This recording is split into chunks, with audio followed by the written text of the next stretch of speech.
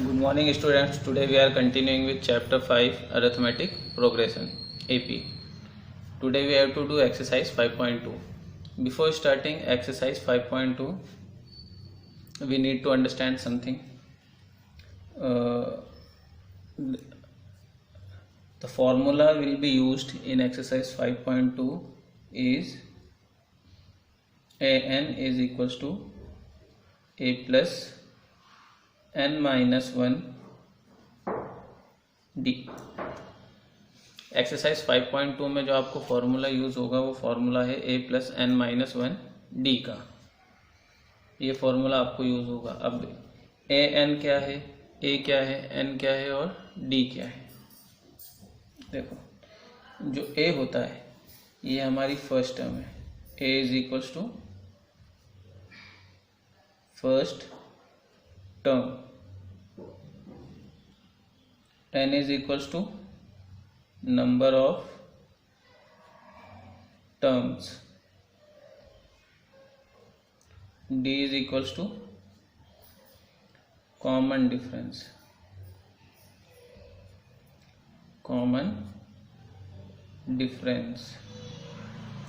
अब इसका यूज क्या है देखो.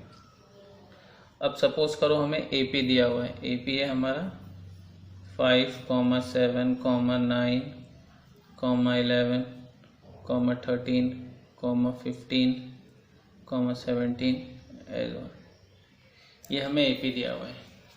ये हमारी first term A, first term ये A2, A3 ये 9, A4,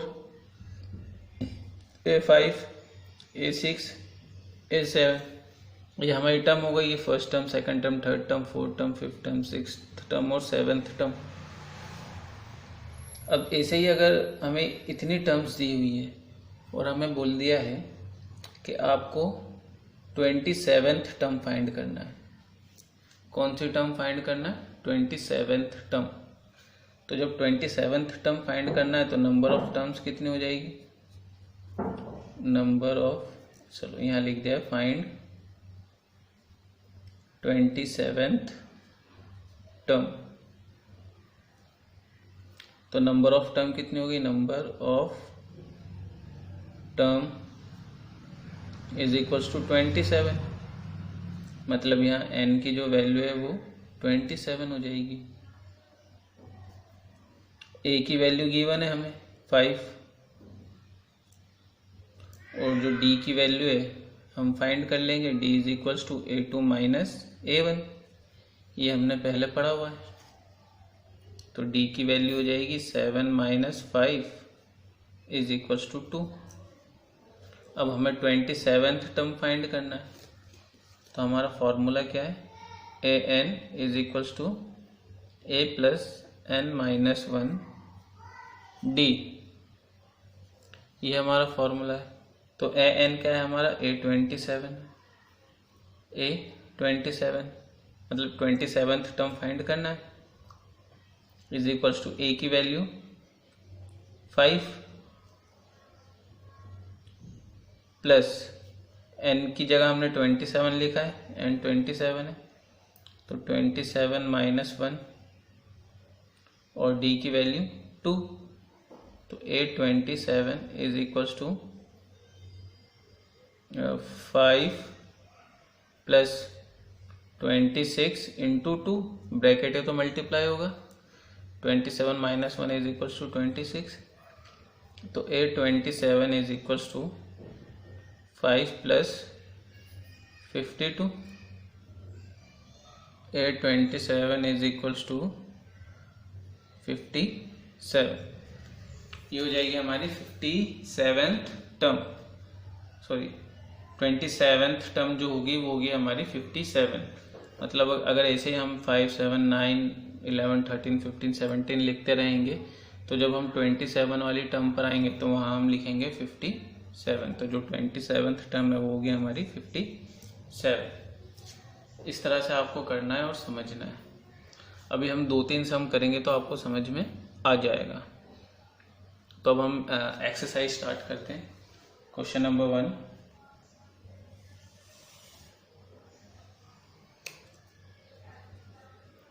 question 1।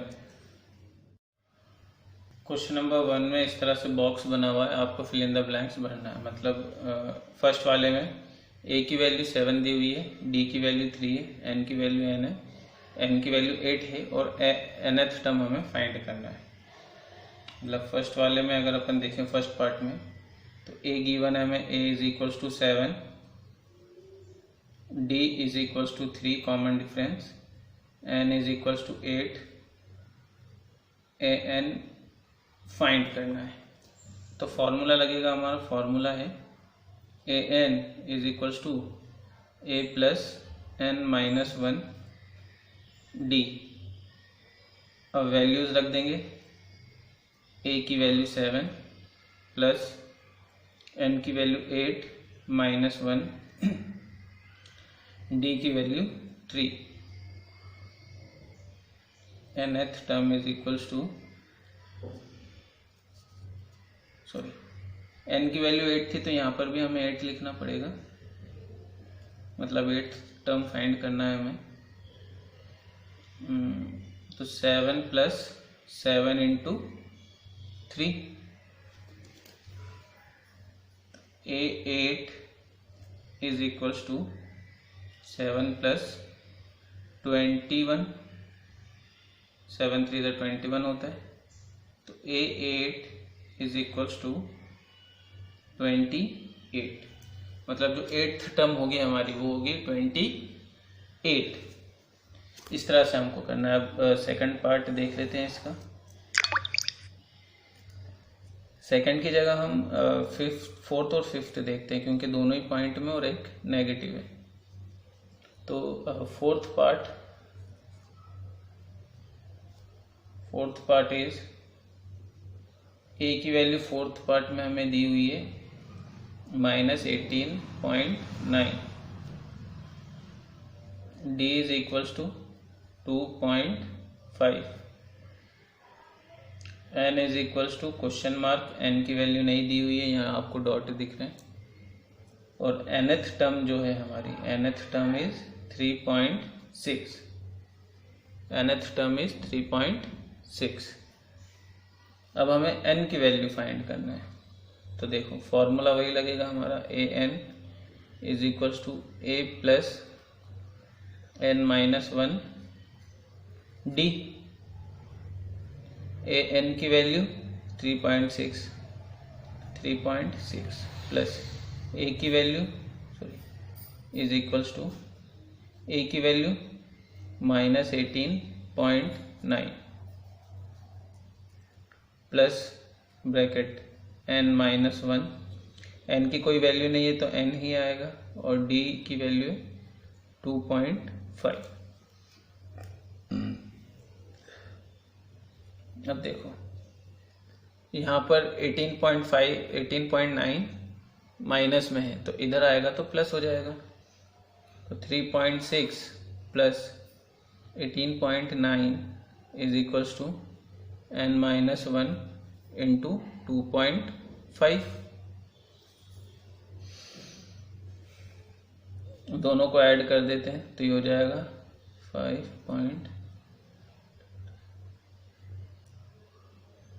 22.5 is equals to n minus 1 into 2.5।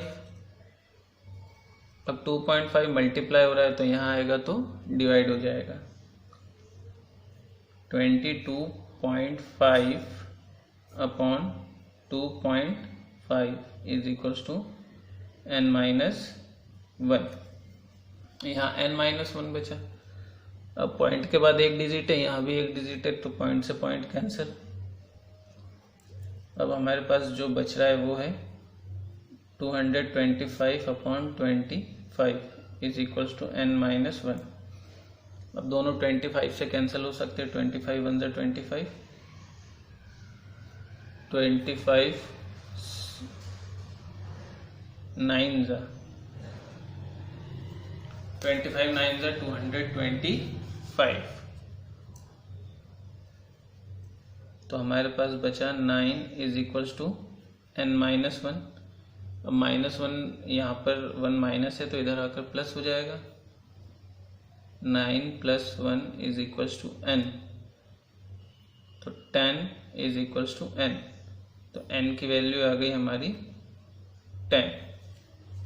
ठीक है, तो नंबर ऑफ टर्म्स कितनी है यहाँ पर इस एपी में? 10। अब इसके बाद फिफ्थ पार्ट,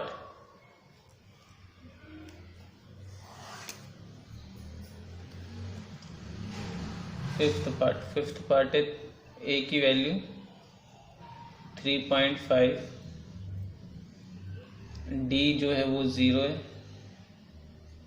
n की वैल्यू 105 और n हमें फाइंड करना है।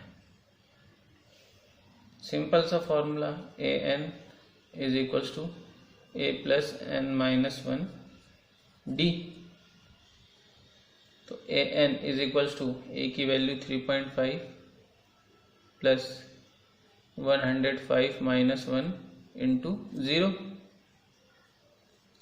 an = 3.5 + 104 × 0, तो 0 मल्टीप्लाई करेंगे तो वो 0 ही बचेगा, मतलब हमारे पास बचा 3.5 + 0। तो nth टर्म क्या होगी हमारी? 3.5। अब जब कॉमन डिफरेंस ही 0 है तो हमेशा जो हमारी सारी टर्म्स है वो होंगी 3.5। इस तरह से आपको करना है ना। नेक्स्ट क्वेश्चन, क्वेश्चन नंबर 2 का सेकंड पार्ट में समझा रहा हूँ, फर्स्ट पार्ट आपको अपने आप करना है। सेकंड पार्ट में है 11th टर्म ऑफ एपी, मतलब हमें 11th टर्म फाइंड करना है। मतलब नंबर ऑफ टर्म कितनी है? 11। तो n की वैल्यू क्या हो गई? 11। जिसके ऊपर th लिखा हुआ हो वो n की वैल्यू। कभी भी क्वेश्चन में ध्यान रखना, जिस भी नंबर के ऊपर th लिखा हुआ है वो n की वैल्यू। नंबर ऑफ टर्म 11, ये सॉल्यूशन हमारा। जो a है, a = -3, a की वैल्यू -3 हो गई। अब हमें फाइंड करना है,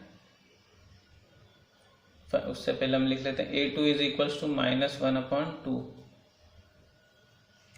d हमें फाइंड करना है, d की वैल्यू होती है a2 - a1। तो जो a2 है हमारा वो है -1/2 -3। ठीक है, ये चीज़ ध्यान रखना, माइनस, ये वाला माइनस लगा है और a1 की वैल्यू है -3, तो वो ब्रैकेट में आएगा। तो ये हो जाएगा हमारा -1/2 -3। तो ये -1 + 6/2, तो ये हो गया 5/2। d की वैल्यू हो गई हमारी, d = 5/2। nth टर्म फाइंड करना है, an = ? चार चीज़ें होती हैं इसमें, एक होता है a, दूसरा होता है d, तीसरा होता है n और चौथा होता है an। तो n हमारा 11 है, a हमारा -3 है, d हमने फाइंड कर लिया। अब nth टर्म, तो an की वैल्यू होती है an = a + n - 1 d। n दिया हुआ 11, तो a 11 = a + 11 - 1 × 5/2। a11 = a की वैल्यू क्या थी, -3 + 10 × 5/2।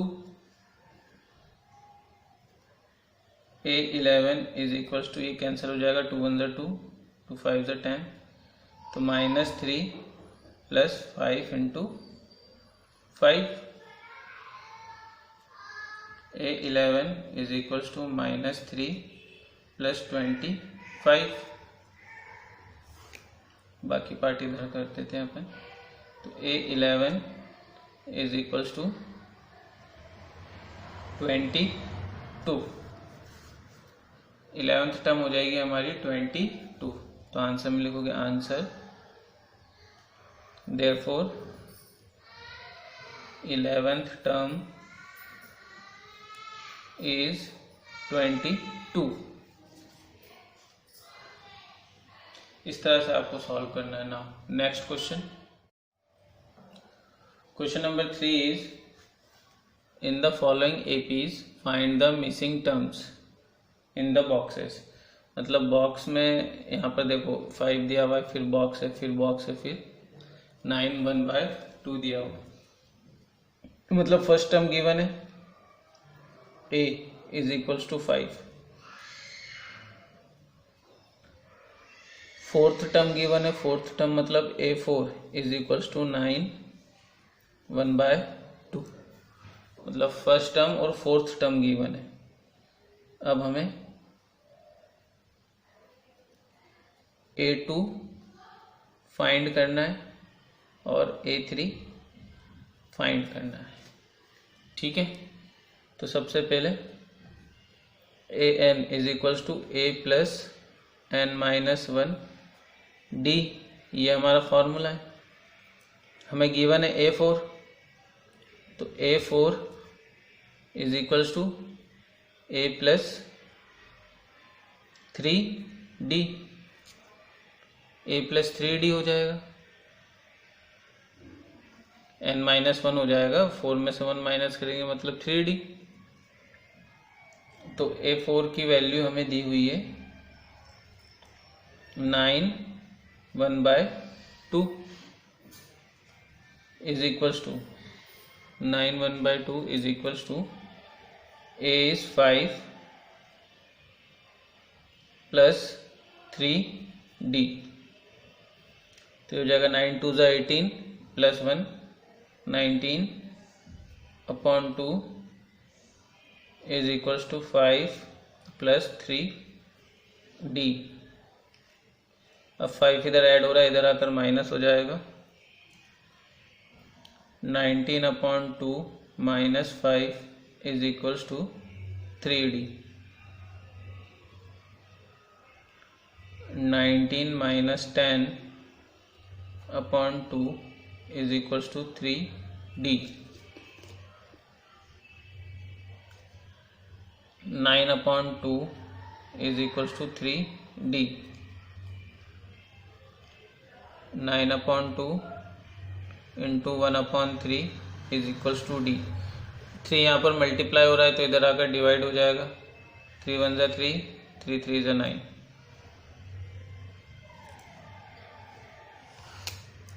तो जो D की वैल्यू आई हमारी वो आई 3/2 is equals to D। D हो गया हमारा 3/2। अब हमें A2 फाइंड करना है और A3 फाइंड करना है। A2 की वैल्यू होती है A प्लस D, तो A2 is equals to 5 plus 3/2।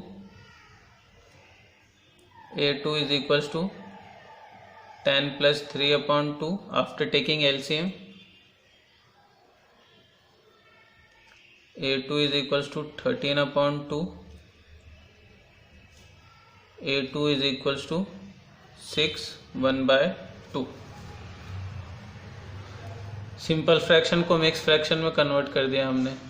Mix fraction में कन्वर्ट करना मैंने शायद बताया आप लोगों को। 13/2 है तो 13 को 2 से डिवाइड करेंगे तो 2 6 ज़ा 12, रिमाइंडर बचा 1। तो जो रिमाइंडर बचता है वो ऊपर, ये 2 जो अपॉन में है वो नीचे ही रहेगा और जो हमारा क्वोशंट आया है वो आगे। ठीक है, अब A3 फाइंड करना है हमें। A3 is equals to A plus 2D।